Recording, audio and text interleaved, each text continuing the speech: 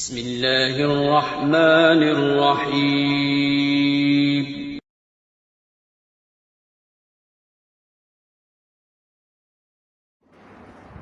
بسم اللہ الرحمن الرحیم۔ السلام علیکم ورحمۃ اللہ وبرکاتہ۔ Welcome to our channel talent and knowledge.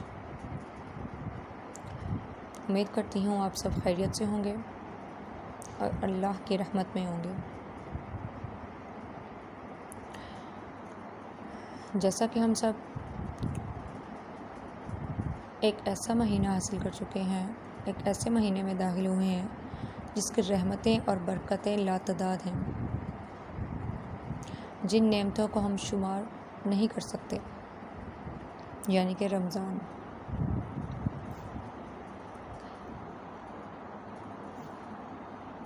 تو آج میں آپ کو روزے کی فضیلت بتاؤں گی۔ کچھ لوگ یہ سمجھتے ہیں کہ روزہ ہے ٹھیک ہے، رکھ بھی لیں تو ثواب ہے، نہ رکھیں تو کوئی بات نہیں۔ ٹھیک ہے، اگر کچھ لوگ کسی مجبوری یا بیماری کی وجہ سے نہیں رکھ سکتے تو اس کا مطلب یہ نہیں ہے کہ روزہ انہیں معاف ہے، اس کا بھی انہیں کفارہ ادا کرنا ہے۔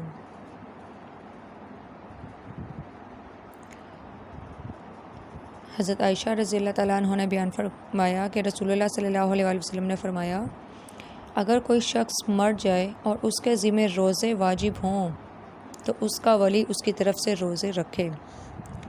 جیسا کہ ایک شخص آپ صلی اللہ علیہ وسلم کی خدمت میں حاضر ہوا اور عرض کی، یا رسول اللہ صلی اللہ علیہ وسلم، میری ماں کا انتقال ہو گیا ہے اور ان کے ذمہ 1 مہینے کے روزے باقی رہ گئے ہیں، کیا میں ان کی طرف سے قضا رکھ سکتا ہوں؟ آپ صلی اللہ علیہ وسلم نے فرمایا، ہاں، اللہ تعالیٰ کا قرض اس بات کا زیادہ مستحق ہے کہ اسے ادا کر دیا جائے۔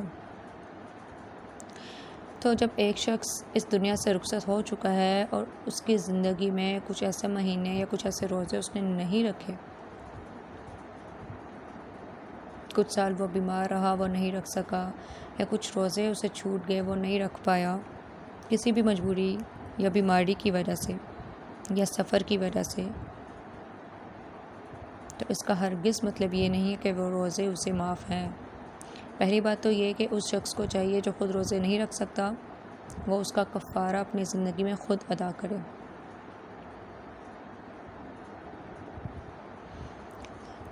اس کا کفارہ بھی بتاتے چلوں کہ اگر کوئی شخص روزہ نہیں رکھ سکتا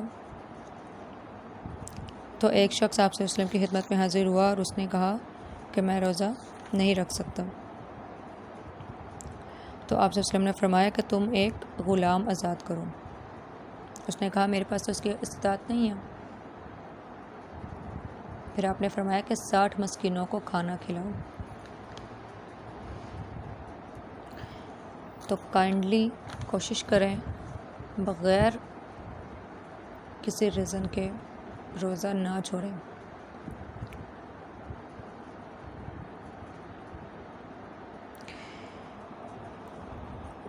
اللہ تبارک تعالیٰ فرماتے ہیں کہ انسان کا ہر نیک عمل خود اسی کے لیے ہے، یعنی کہ ہم نماز پڑھیں، ماں باپ کی فرما برداری کریں، سچ بولیں، صدقہ دیں، جھوٹ سے پرہیز کریں، چوری زنا سے پرہیز کریں، دھوکہ نہ دیں۔ کوئی بھی ہم نیک عمل کر رہے ہیں تو وہ ہمارے اپنے لیے ہی ہے، ہماری اپنی نیکیوں میں اضافہ ہوگا، مگر روزہ کہ وہ خاص میرے لیے ہے۔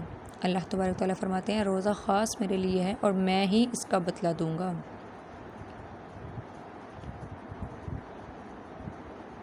اور اللہ تبارک تعالیٰ اگر بدلہ دینے آئیں یا وہ ہمیں اس کا اجر دیں تو ہماری سوچ سے کہیں آگے ہے اس کا مطلب۔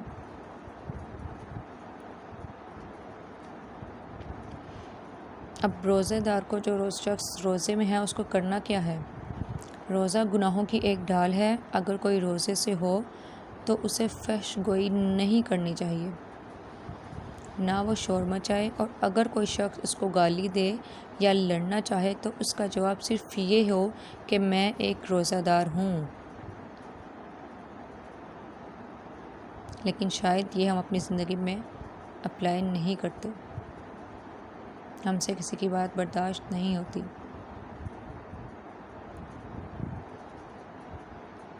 آگے پیچھے تو چلو پھر بھی ایک جگہ پہ یہ حکم ہے کہ اگر کوئی آپ کے ساتھ زیادتی کرے تو آپ اس کا اپنا بدلہ لے سکتے ہو، اجازت ہے، لیکن بدلہ بھی اتنا جتنی تکلیف آپ کو ملی ہے۔ اگر آپ اس سے زیادہ تکلیف دو گے تو آپ نے زیادتی کرو گے اور پھر یہ ہماری طرف سے زیادتی ہو جائے گی۔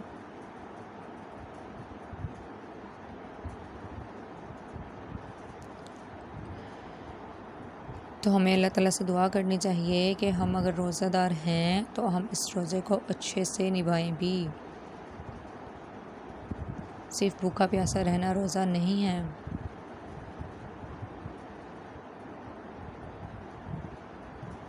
روزہ ہونے سے مطلب ہمیں خود کو ہر طرح کی برائی سے پاک کرنا ہے، اور یہ ایک مہینہ بھی اسی لیے ہے کہ جب ہم پورا ایک مہینہ اس چیز کی عادت ڈال لیتے ہیں تو اللہ کرے کہ ہماری زندگیوں میں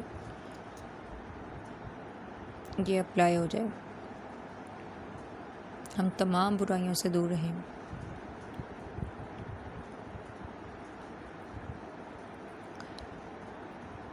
اب ایک اور جگہ ہے کہ اس ذات کی قسم جس کے ہاتھ میں محمد صلی اللہ علیہ وآلہ وسلم کی جان ہے، روزہ دار کے منہ کی بو اللہ کے نزدیک مشک کی خوشبو سے بھی زیادہ بہتر ہے۔ روزہ دار کو 2 خوشیاں حاصل ہوں گی، ایک تو جب وہ افطار کرتا ہے تو خوش ہوتا ہے، اور دوسرے جب وہ اپنے رب سے ملاقات کرے گا تو اپنے روزے کا ثواب پا کر خوش ہوگا۔ ایک اور جگہ پہ تھا کہ اگر مومن کو یہ پتہ لگ جائے کہ روزے کا ثواب کتنا ہے، رمضان کی فضیلت اور برکت کیا ہے، تو وہ تمنا کرے گا کہ پورا سال ہی رمضان ہوتا۔ اب ایک اور فضیلت دیکھ لیں۔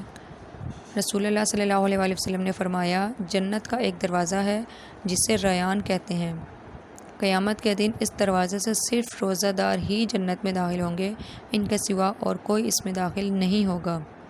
پکارا جائے گا کہ روزہ دار کہاں ہیں؟ وہ کھڑے ہو جائیں گے، ان کے سوا اس سے اور کوئی اندر نہیں جائے گا، اور جب یہ لوگ اندر داخل ہو جائیں گے تو یہ دروازہ بند کر دیا جائے گا، پھر اس سے اندر کوئی نہیں جا سکے گا۔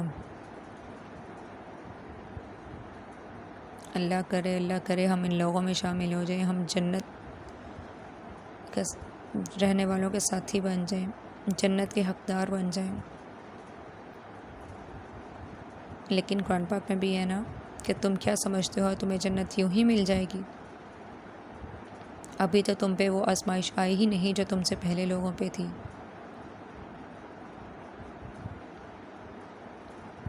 تو پہلے ہمیں یہ دعا کرنی چاہیے کہ اللہ تبارک تعالیٰ ہمیں ہر آزمائش سے بچائے، اور اگر کوئی آزمائش ہم پہ نازل بھی فرمائے تو ہمیں اس پہ ثابت قدم رہنے والا بنائے، صبر کرنے والا بنائے۔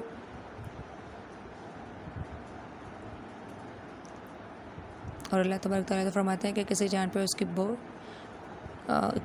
پر اس کی طاقت سے زیادہ بوجھ نہیں ڈالا جاتا۔